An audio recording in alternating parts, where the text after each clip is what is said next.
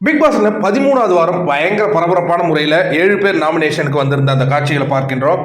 இப்போ தொடர்ந்து வாக்குகள் முதல் இடத்துல நம்ம பசங்க 3 பேருமே இருக்காங்க. தினேஷ், மணி, விஷ்ணு அவங்க 3 பேரும் சேஃப் ஜோனுக்கு போயிட்டாங்க. இன்னும் 2 நாட்கள் இருக்கு. பெரிய டஃப்பாக தான் போயிட்டு இருக்கு. அதற்கு அடுத்த இடத்துல விஜய் வர்மா இருக்காரு, ரவீனா. கடைசி 2 இடங்கள்ல நிக்சன், மாயா இருக்கிற அந்த காட்சிகளை பார்க்கின்றோம். அதுலேயும் கடைசி இடத்துல மாயா இப்போ நீடிச்சிட்டு இருக்கிற அந்த காட்சிகளை பார்க்கும்போது எவ்வளோ பேருக்கு ரொம்ப ஹாப்பியாக இருக்கு அப்படிங்கிறத கமெண்ட்ல சொல்லுங்க. அதாவது என்னன்னா, இந்த ரெட் கார்டு இதற்கான முழு முதற் காரணமே மாயா தான். மாயா வந்து திட்டமிட்டு கூல் சுரேஷ் விஷயத்தை யூஸ் பண்ணி அங்கே வந்து அதை வேற மாதிரி மடைமாற்றி பிரதீப்க்கு ரெட் கார்டு வரையும் வாங்கி கொடுத்ததுல முக்கிய பங்காற்றினாங்க. திட்டம்லாம் அவங்க தான் தீட்டினாங்க. ஆக மொத்தம் அவங்க தான் அந்த டீமுடைய லீடரே கூட. இதுவரையும் ரெட் கார்டு தூக்கின ஒவ்வொருத்தவங்களா தூக்கிட்டு வந்தவங்க அதற்கான முழு முதற் காரணத்தை இந்த வாரத்தில் தூக்குனாங்கன்னா ரொம்ப சம்பவமாக இருக்குங்க. இப்போ பார்த்தீங்கன்னா மாயா கடைசி இடத்துல நீடிச்சிட்டு இருக்காங்க. இன்னைக்கு புதன்கிழமை ஆயிடுச்சு. இன்னும் 2 நாட்கள் தான். அவங்களுக்கு வாக்குகள் இல்லை. அவங்களுக்கு மக்கள் அவங்கள வந்து தொடர்ந்து நீடிக்க விரும்பவில்லை அப்படிங்கிறது இது நம் மூலமாக நமக்கு தெரிய வருது. அதற்கு அடுத்த இடத்துல நிக்சன் இருக்கிற அந்த காட்சிகளையும் பார்க்குறவங்க. நிக்சனுக்கு ரொம்ப வாய் அதிகமாயிடுச்சு.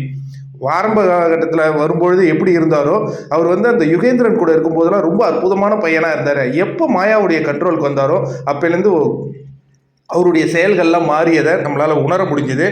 இப்போ பார்த்தீங்கன்னா 2 எவிக்ஷன் வேணும் அப்படிங்கிறது தான் ரசிகர்களுடைய ஒரு கோரிக்கையாக இருக்குது. அதை கமல் அவர்கள் நிறைவேற்றுவாரா? கமல் எங்கே, அவர்கிட்ட கார்டு கொடுத்து அவர் படிக்க போகிறாரு.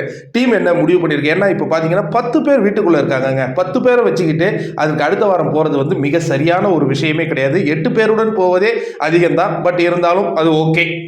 8 பேரோட போங்க.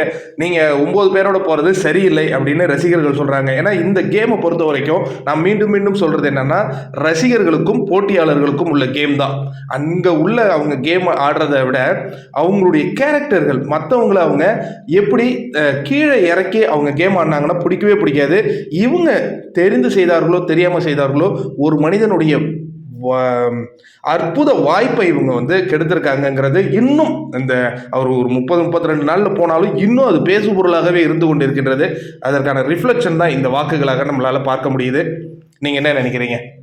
தொக்கா மாட்டியிருக்காங்க, போவாங்களா?